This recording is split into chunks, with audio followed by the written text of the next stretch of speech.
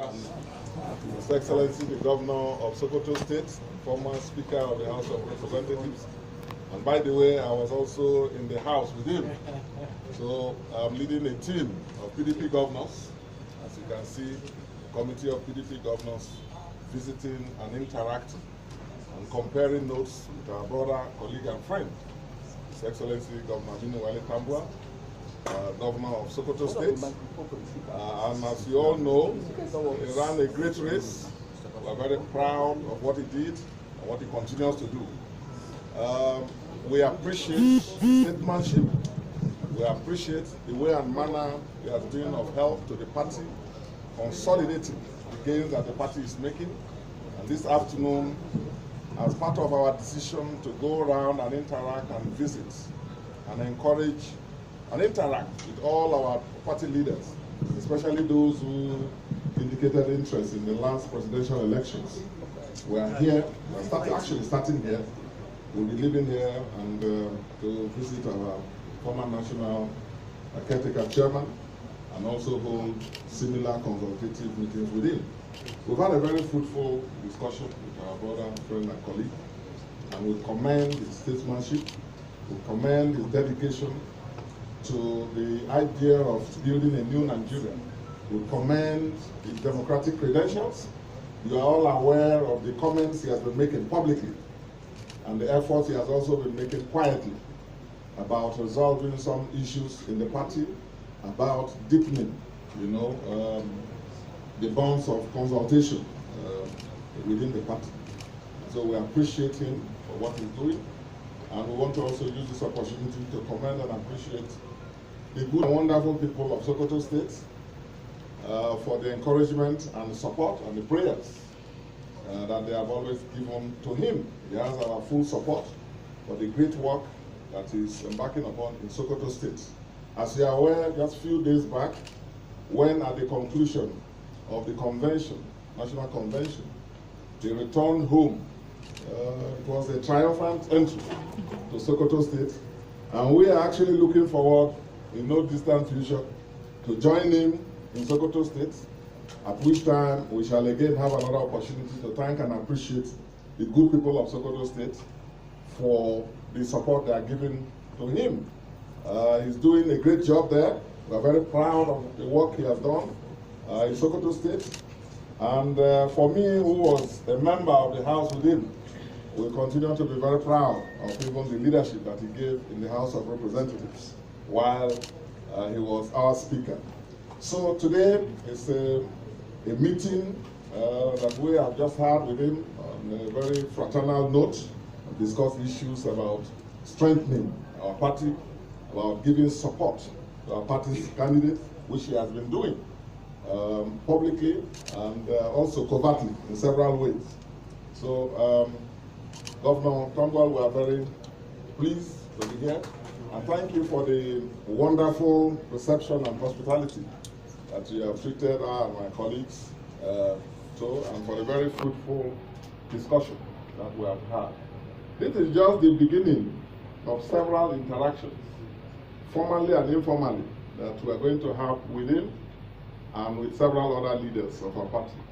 As you all know, it's a very key player in the unfolding political scenario. We are all committed to reclaiming our country and building the new Nigeria. Thank you very much for hosting us and for the very wonderful and cordial and fruitful deliberations we have had. Thank you very much. We've said so. A number of them are not readily available in Abuja now, but we are starting it off here at his residence. As we said earlier, we'll be leaving here to Governor McAfee's, our former chairman's, senator's residence. We'll also have another interaction with him. And we'll go around. We intend to go around each one of them and hold discussions with them and get their perspectives and thank and appreciate their sense of sportsmanship.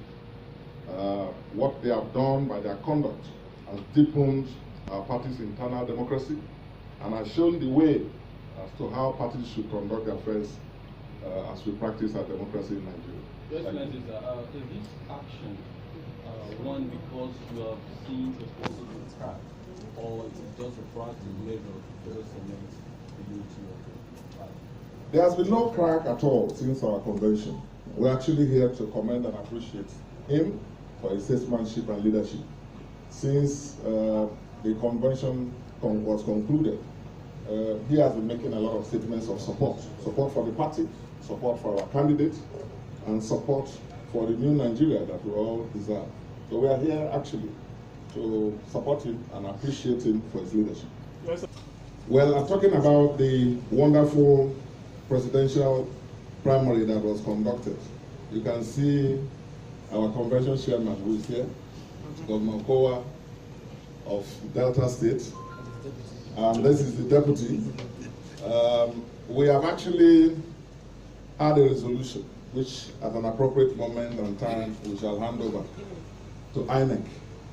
We want to tell INEC that 2 of them are available.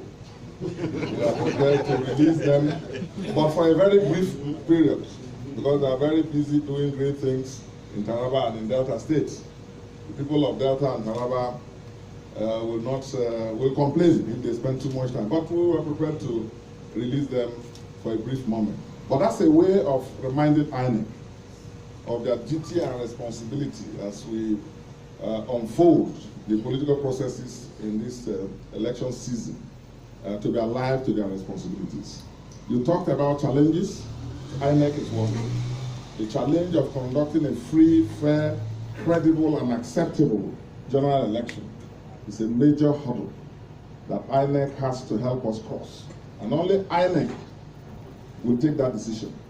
The decision as to whether they want our next election to be free and fair, and therefore credible and acceptable, both within this country and outside, is a decision that INEC and the government, the party in government, has to take. The other challenge is the conduct of the security agencies, beginning from now, counting down to the actual election and thereafter. They need to be fair, rules need to be obeyed, the rule of law needs to be adhered to, individual rights and liberties must be recognized and respected. And people should be based, judgment should be made not only by the politics of the people concerned, but facts and the law needs to be respected. Those are some of the challenges that we think our country is facing. But we hope that working together, the government and all agencies and authorities will take note and do what is right. So I have a brothers and colleagues, the governors of Bayelsa, Delta, and Taraba. I must say that I'm highly pleased to receive you this afternoon, and to further reassure you, through you, our party men and women and Nigerians, that I'm committed to the success and victory of our party at the general elections come February 2019. We've heard, as said by my brother and friend, Governor of Bayelsa, Seriake Dickson, that we've had a very, very robust and fruitful engagement on the way forward.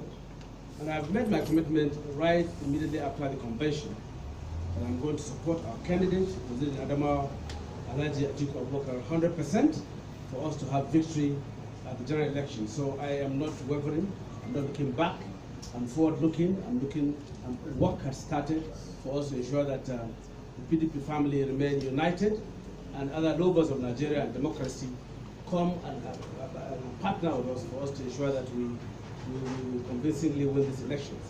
It is not about my personal ambition, it's about this country. And all of the issues we have discussed, we have canvassed and traversed for during our engagement with delegates and party women and leaders have remained there. They have not gone away. The maladministration, the way the country is being run through proxies is unacceptable. So we don't want a situation whereby that will continue anytime after May 29. We want a situation whereby the President of Nigeria will be hands-on on the issues of governance, on the issues of good governance, on the issues of respect for the rule of law and the way this country is governed. So I have given my commitment, and I mean it. I'm out for it. By the grace of God, we shall support Atiku Abubakar and PDP to win elections throughout Nigeria. Thank you.